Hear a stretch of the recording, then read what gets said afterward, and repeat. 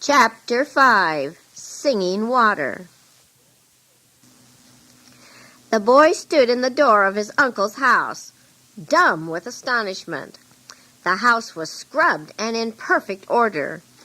Even the clay stove had been cleaned and tidied. In the middle of the floor on a mat was a new book, a black one. It looked just like the one Rajan used. Around it the family were gathered. They were kneeling just as Rajan had done that day at the pool. Even little Vivi clasped her hands. She looked at her parents and did what they did. She smiled as though playing at an enchanting game. To Sasky, it was terrifying. Uncle Sobat looked up with a smile. "Come, we are just having family worship. Join with us, please." Sasky could not move or speak. Uncle Sobat closed his eyes and prayed aloud to the God of heaven, asking him to bless their home and give them rest and peace on this holy day. He asked God to bless Sasky and draw his heart to the good teaching. Then his voice broke in its earnestness. He spoke in low tones. "Dear Father in heaven, see my little Vivi. Lay your hand on her and make her like other children." The boy still stood in the doorway, filled with consternation. Could he be dreaming? He had been gone from Singing Water only 3 weeks, and now this change. While Uncle Sobat knelt there on his mat, with his rough hands folded and his eyes closed, talking to God, the God of heaven, the words of his prayer entered into the boy's heart and mind as though they were being driven in with a hammer, each one separately. When the prayer was ended, the little family rose from their knees. Vivi, who had been restrained by her mother's arm, now threw herself on Sasky in a whirl of delight. She was filled with joy of seeing him again. So were Uncle Sobat and Aunt Gar. They made him sit down while they asked him of his father and the people of Broken Light. But most of all, they asked him about the chief's son, Jarab. Was he getting better? Was he eating well? Was he sitting up a little now? Sasky answered everything absent-mindedly. He was thinking so much about what he had just seen and heard that he forgot for a moment what he came for. "Go dip in the pool, my boy," his uncle was saying. "Have a good swim and then come to breakfast. The rice is already cooked." "But, Uncle Sobat," Sasky remembered at last that he carried a message, "Father wants you to come to Broken Light today to help us with the rice harvest." Uncle Sobat smiled. "I thought that was what you had come for.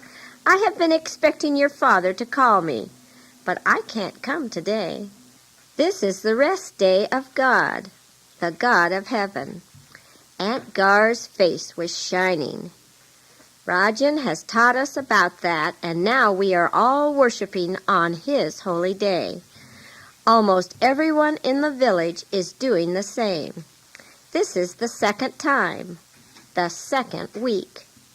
You stay here and spend the rest of the day with us. We will have a fine time.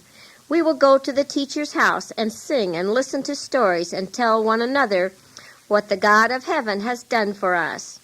Then tomorrow we will get up early and go to Broken Light and help your father with the rice harvest." Uncle Sobat had spoken. His face was lighted with pleasure. It was already mid-morning. The pool was empty. All the village folks had bathed earlier. Sasky was glad to be by himself so that he could collect his thoughts. Had God arranged it so that he would come here on this special day? It looked as though his Uncle Sobat and Aunt Gar intended to follow this new teaching. The thing that grieved Sasky and made him a little angry was their great happiness. What right had they to be happy? They were forsaking the customs of their people. They were going after the strange new things, yet there was gladness in their faces that he had never seen before. Then the house. It had always been dirty and disorderly, like all the other houses of the village. Now it was clean and well arranged. The black book was in the middle of it. Did the written word of God have power to enter a Dodson home and bring about this change? The boy stripped off his sweaty garments and dived into the pool. The water had never seemed so pure, so inviting, and so soothing. He swam for a long time, until he felt better. When he returned to his uncle's hut for breakfast, he saw that Aunt Gar had cooked a lot of rice. She smiled when she saw him peeking into the big kettle. "We do not cook on the holy day," she said. "I cooked everything yesterday." Such a thing was unheard of. Everyone in all the villages cooked fresh rice at every meal. Still, it tasted good. He ate breakfast and followed the little family to the teacher's house. It seemed to Sasky that he must have been away for months. The change was so great. The people came pressing into the teacher's house. They came from all over the village.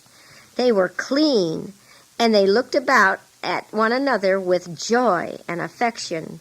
Kindness was in their faces. They did not talk after they entered the room. They sat with bowed heads until Rajan, in clean white clothes, stood before them and led the morning hymn. The sweetness of their voices entered into Sasky.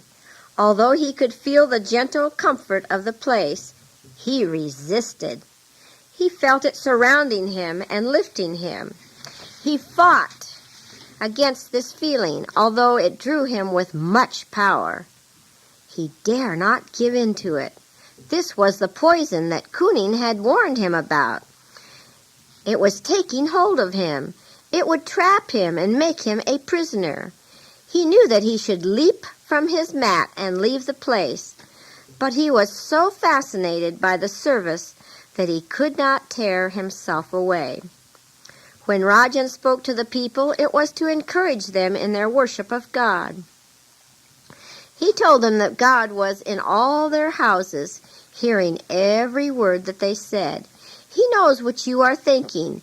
Even in the rice fields and the jungle, he is there. He is waiting to listen when you speak to him. Most of all, the teacher emphasized, God loves you as a father loves his son. The talking was not long, and the people listened with scarcely a sound to disturb the story. Then more hymns were sung. After this, Rajan sat down on his mat, and the people began talking one by one. They told of how they had come to know God, of how much they loved him, of what he had spoken to them and done for them. Some of the stories were long. Some were only a few broken words, but everyone leaned forward on his mat and strained his ears to hear every word. Sasky could see that it was important, the most important thing in the world to these people. The boy felt a strong urge to tell of his own experience on the mountain path the day he returned to his home village. He could tell them how God heard the unspoken word of his heart and sent help. He could tell of his desire for the teacher to come and help Jerub in his great trouble and how it had been answered. No, Sasky knew that he had no part in all of this. It was not for him. He must stop his ears and his mind against this teaching. Then he thought of Kuning, the medicine of madness he had prepared for Jerub, the chief's son. The thought seemed out of place in this company, like a whiff of foul breath from some decaying substance. Yet he could not put it out of his mind, and it surprised him that here among these happy people worshiping the God of heaven, he could think of the matter with such urgency. Perhaps he ought to tell Jerub about this worship. If Jerub should learn to trust in God. Saskia remembered that one day Jerub would be chief of Broken Light Village. Would it be good to have a worshiper of God as chief? No, no. Such a thing must never be. It was late afternoon when the people finished talking. They sang one more hymn and scattered to their homes. While Aunt Gar was setting out the evening meal, these people do not eat in the middle of the day. Uncle Sobat sat on the mat with little Vivi in his arms. Her black hair was neatly combed and braided. 2 little bits of red rag were entwined into the ends of her long pigtails. She looked up smiling into her father's face. But Uncle Sobat did not see her. He seemed to be looking beyond the child into some far-away place. His face was thoughtful, not sad, but filled with longing. Saskia studied his uncle's face. He knew what Uncle Sobat was thinking. He remembered the words spoken to the God of heaven this morning in this same room. "See my little Vivi. Please lay your hand on her and make her like other children." Saskia sat quietly there in the neat room. He tried to collect his thoughts again. Yes, he had had no doubt about it now. The God of heaven had heard his unspoken wish to come to Singing Water, and God had arranged it so that he would be here at his uncle's house on this holy day. The God teacher had told them that nothing was too hard for God. Rajan was full of stories about deaf and lame and blind people, even lepers, who had been made perfectly well by the word and the power of God. The boy pondered this in his heart. In all of his life he had never seen a deaf or lame or blind person made well by any kind of witchcraft known in their villages. But now this teaching had come. Could such things happen? He knew that God was here in Singing Water, in this very house. He could feel the breath of God about him. Yes, God was in every house in this village, watching, listening, and loving, and in Broken Light, too. Then Rajan called in front of Uncle Sobat's door.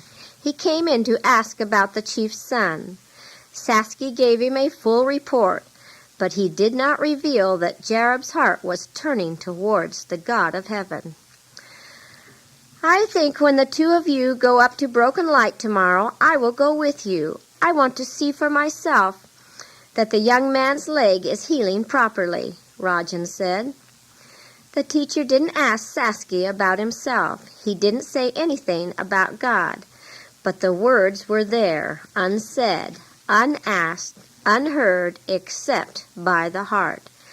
The boy was glad when the teacher left, for there was a pressure behind his lips to reveal the secret Kuning had entrusted to him, the secret about the medicine of madness he had prepared for the chief's son. There was a voice inside him that called, "Tell Rajan, tell Rajan. Tell him to make the medicine of his God strong for Jerub." But Saskia knew that he must not do this. He must not tell such a secret and live. Saskia knew that someday he would be the witch doctor for the village of Broken Light. Kuning was his teacher now, not Rajan. Still the voice called, sometimes loudly, sometimes softly. Early the next morning, Saskia said goodbye to his Aunt Gar and little Vivi. Then he went with Sobat and Rajan up the mountain towards the village of Broken Light.